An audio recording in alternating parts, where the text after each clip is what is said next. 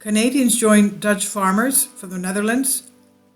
They're joining the Dutch farmers' uprising, saying we reject the New World Order. Thousands of Canadian residents are rising up, joining the Dutch farmers' protests against the New World Order. Over the last few weeks, farmers in Holland have taken to the streets to protest the Rutte government's far-left climate policies. As we know, the government of Holland has asked the farmers and livestock farming as well to reduce their farms by 30%. Some have been told to reduce by 95%. Obviously, they can't live on the 5% production, so they're closing down their farms. Now, the World Economic Forum-controlled Dutch government wants to put farmers out of business and sell their lands to elites. Rare Foundation reports the government recently announced new policies limiting the number of cattle farmers could legally own. The radical measures are aimed at helping the European Union reach its emissions goals set under the Paris Climate Accords. The bloc and the World Economic Forum aim to reduce carbon emissions by 55% by 2030. In many areas, the reduction goals are up to 70%, and in nature reserves up to 95%. But achieving the massive reductions will require a radical overhaul of member states' economies and bring about an end to modern farming. Now, I like Gouda cheese, and that's imported into Athens, Greece, and also in the States from Holland. And I noticed this past week, the cheese price has gone up 100%. That's the Holland cheese. Now, the cheese that's produced here locally is expensive anyway, and that price has not changed. But the Holland cheese has gone up 100% already. Now, other policies forced upon the Dutch include the banning of fertilizers that use nitrogen and forced dismantling of many cattle ranches, as reported previously by RAIR Foundation USA. The plans stipulate farmers will give up their farms voluntarily and receive compensation for doing so on the condition that they guarantee never to go back to farming. I mean, what are these farmers supposed to live on? So they never have to go, they should never go back to farming. If they disagree, the state will take over their farm anyway.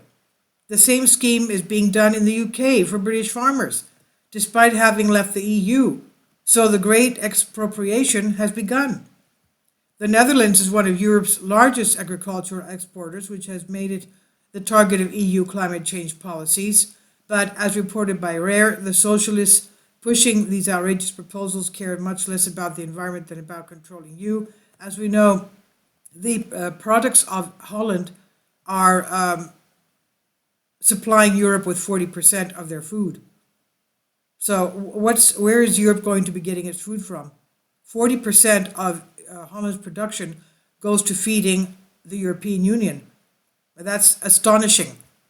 Now, going back to this, climate radicals target all European Union member states. What's happening in the Netherlands is almost like gazing into a crystal ball for the rest of the Western nations subject to radical climate change policies, reports by Counter Signal. I guess we'll have to immigrate somewhere else. That doesn't have these types of policies. That's not funny. It's a matter of survival now. Farmers in other nations, Spain, Italy, Poland, Germany, France, have already begun their own protests as the EU intensifies its efforts to slash emissions in all member states, causing harm to citizens' livelihoods and, of course, another push in the global food supply. Another problem. Farmers sent out the call to action earlier this week in a now viral video asking farmers of the world to rise up July 23rd, that's tomorrow, for a day of international demonstrations. So we'll see what happens tomorrow.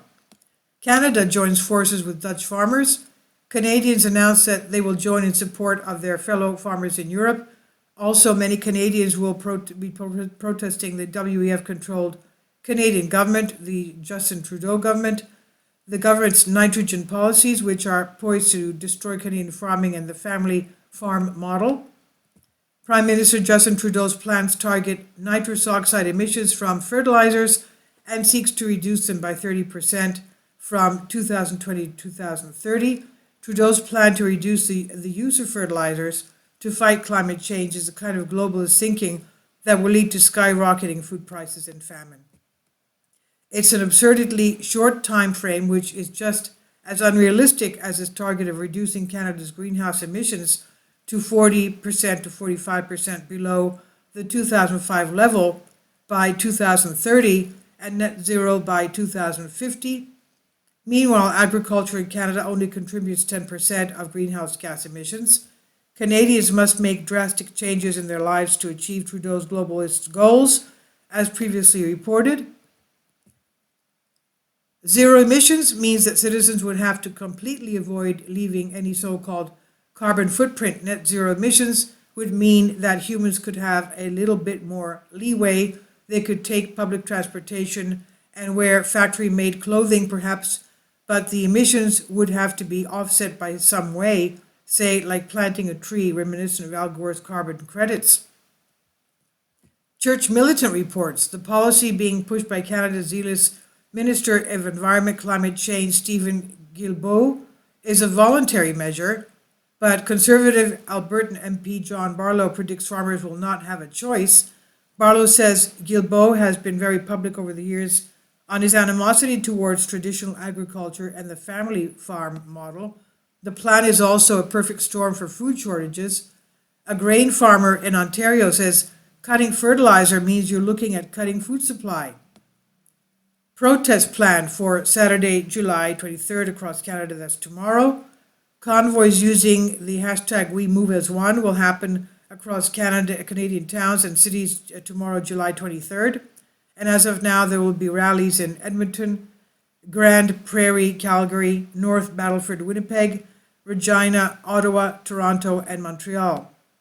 A slow roll with tractors, farm equipment, and other vehicles is being encouraged by even flyers circulating online.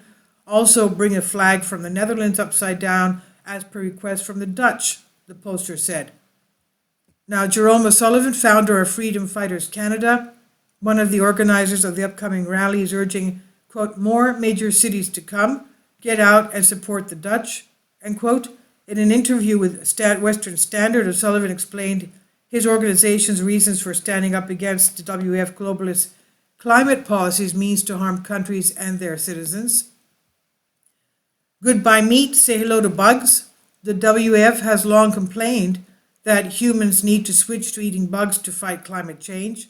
They constantly publish alarming propaganda videos highlighting what life would be like after the Great Reset, the globalist radical plan to remake the global economy in the post-pandemic world. As reported to Rare Foundation USA, the unelected, self-appointed global elitists at WF have fought for years for Westerners to eat bugs. O'Sullivan criticized Canada's federal government for preferring crickets to livestock. He cited the largest cricket factory in the world recently being built in London, Ontario, as evidence. This, along with manufactured food shortages, hundreds of the world's food processing facilities miraculously burnt down, thousands of cattle and livestock dying of heat stroke, and farmers being paid to destroy crops, will send our country into a situation where some people are forced to eat bugs like cricket protein due to insanely high costs of poultry, beef, and pork. O'Sullivan said there are only a mere fraction of these issues associated with the WEF and their globalist policies. He predicts that as time goes on, there will be more protests and rallies against their agenda. This is by Sean Nadeau News Punch. So we'll see what happens tomorrow with the organized protests worldwide. Please leave your comments. Thank you for your support. Kindly support my Patreon account.